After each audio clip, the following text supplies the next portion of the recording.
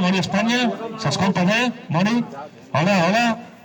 També la llarga jubilació per... Hola, hola, sí, ja. Estic a Merte. Moni Espanya, perfecte. Assessor ambiental. Una empresa privada. Bon dia, benvinguts a l'homenatge a Daniel Cardona, de Moviment Identitari Català amb la col·laboració de la Renaixença Nacional Catalana. Daniel Cardona va néixer el mes d'agost del 1890 i va ser un nen que va créixer envoltat de llibres i des de molt jove va conèixer els grans mestres del catalanisme.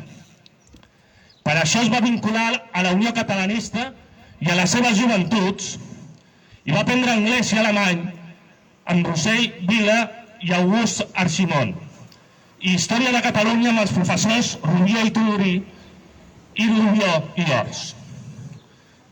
El 25 de novembre de 1905 va veure passar uns militars espanyols que venien de calar foc al Cucut i a la veu de Catalunya. Sense pensar-s'ho, molt indignat, va llançar una galleda de serradures mullades al damunt dels espanyols. Aquella va ser la primera gran acció de Daniel Cardona en defensa de Catalunya. Més endavant, va mantenir contactes amb tots els moviments nacionalistes de tota Europa i va apropar-se al moviment irlandès, Sinn Féin, i feu una lectura. Nacionalistes enfrontats als botiflers i opressors estrangers. I va començar la lluita dels anys de 1920. Als carrers s'enfrontaven catalanistes i espanyolistes. L'any 1924, en l'enterrament d'Àngel Guimerà, va intentar provocar, pistola en mà, un enfrontament amb la policia espanyola. És llavors quan es va guanyar la fama d'irreductible i va patir el seu primer exili. A Perpinyà va tenir les primeres diferències amb Francesc Macià i per això no va participar en els fets de Prats de Molló. El 1930 va retornar de l'exili i va patir un mes de presó a la Model de Barcelona. Durant tot l'any de 1931 fins l'octubre de 1934 va ser el batlle de Sant Just d'Esvern i en els fets del 6 d'octubre de 1934 va combatre davant de l'exèrcit espanyol. Després de la derrota i perseguit, es va veure obligat a marxar, però a Pons, amb un tiroteig amb la Guàrdia Civil, va ser detingut. Dies més tard, i amb un permís provisional, va poder marxar ràpidament a l'exili. Aquest cop a Bèlgica i França, on va estar exiliat fins al febrer de 1936.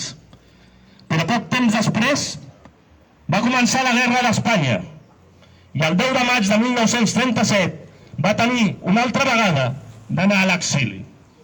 Greument malalt, l'any 1942 va tornar clandestinament a Sant Just d'Esvern, on va morir el dia 7 de març de 1943. Les autoritats espanyoles feixistes d'aquell moment van obligar la família a celebrar un enterrament íntim a primera hora del matí i sota gran vigilància policial. Durant tota la seva vida va pertànyer a la Unió Catalanista, Estat Català, Bandera Negra i Front Nacional de Catalunya. I com no, va ser el fundador de Nosaltres Sols. Cardona ho tenia molt clar. La política catalana d'esquerra i dreta està plena de traïdors i de covards. L'única cosa que els interessa és la seva butxaca i quedar bé amb el poder establert. Aquesta por ens porta a la decadència i a la misèria. Per això Cardona sempre va fugir d'aquesta classe política, però en veritat sí va fer política, una política patriòtica. La seva forma de veure la política és com la veiem nosaltres. Tenim molt clar que amb aquests polítics anem cap al precipici. Per això calia fer un pas més. I l'any 2019 va néixer oficialment Renaixença Nacional Catalana, el Partit dels Patriotes, tot un homenatge a tots els grans mestres del catalanisme i de la Renaixença. I si nosaltres no fem política, sempre ens la faran per nosaltres, perquè, com hem vist, la política catalana actual està podrida. L'esquerra i dreta han demostrat ser sempre pactistes amb l'estat opressor. Només cal veure Rufians i companyia, per no parlar d'aquells que prefereixen anomenar-se conservadors o liberals abans que patriotes i nacionalistes, i que per personalismes van buscant les capelletes i la divisió entre tots els catalanistes. D'aquella gent mai, absolutament mai us refieu, perquè els seus interessos no seran mai la alliberació de Catalunya. Per aquesta gent, Catalunya està per sota sempre de la seva ideologia. Cardona va ser un grandíssim seguidor del model irlandès. Va tenir molt clar, des del primer moment, que Catalunya només podria ser lliure des del nacionalisme català d'acció més directa i amb la unitat de tots els patriotes. Per nosaltres, ell és totalment el nostre referent. Ell no pensava mai en la nostra ideologia personal. Solament pensava com fer possible la plena sobirania del país. El pas del temps sempre li ha donat la raó.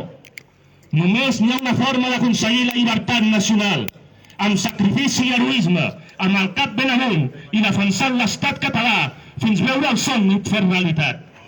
La independència nacional no solament l'hem de proclamar, el més important és saber defensar-la davant els enemics de la pàtria, que l'únic que volen és la desaparició de la nostra identitat. L'1 d'octubre de 2017, els catalans van guanyar una de les batalles que sempre seran recordades. Van guanyar clarament en el referèndum d'autodeterminació. I tal com ens va ensenyar el gran mestre Daniel Cardona, nosaltres, els patriotes, estàvem disposats a tot per Catalunya. Tenim clar com es defensa l'estat català. Fidelitat i perseverança. Fins al final, sense marxa enrere, deixant clar que la victòria de la llibertat sempre serà innegociable. Els nostres polítics, sense cap fe amb el poble nacional, van cometre l'error de la feblesa, de la por, i quan els castellans oloren la por, sempre et passen per sobre, fins a intentar exterminar-te. Així també ens ho ha ensenyat la història.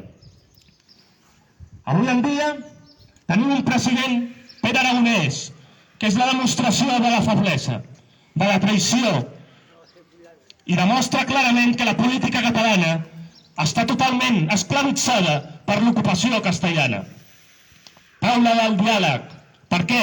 Per demanar un estatut on els catalans no tinguem un estat nacional propi i siguem dependents com a esclaus dels castellans? Per això cal fer foc nou en la política catalana. Calen noves propostes nacionals, com la de la Renaixença Nacional Catalana, un partit nacionalista que defensarà sempre ultrança l'ideal de la llibertat. I els aquí presents, el moviment identitari català, podem també estar orgullosos, perquè hem estat a totes les batalles, hem fet de funcionaris de la Generalitat de Catalunya l'1 d'octubre de 2017, protegint els col·legis electorals, esperant ordres per defensar amb el sacrifici l'estat català, i també érem a la batalla d'Urquinaona de 2019. Tenim denúncies, denúncies i denúncies. Ens persegueixen allà on anem, però sempre seguirem dempeus. I tenim els mateixos enemics, sempre, que tenia Daniel Cardona. Uns enemics que eren els feixistes espanyols i els desarrelats que volen acabar amb nosaltres. I sempre ens preguntem què cal fer més per Catalunya. De moment, som els únics que més a més aguantem els pilars de la pàtria. Som gent d'acció, de carrer.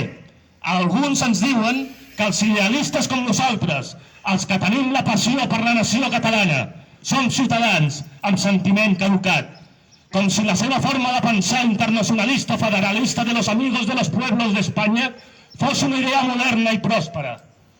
Que quedi molt clar, nosaltres sempre lluitarem fins a la llibertat definitiva. No tolerarem cap menyspreu cap a la nostra sobirania nacional i continuarem preparant el poble català per a les properes batalles que vindran. Visca la pàtria i visca la llibertat. Visca!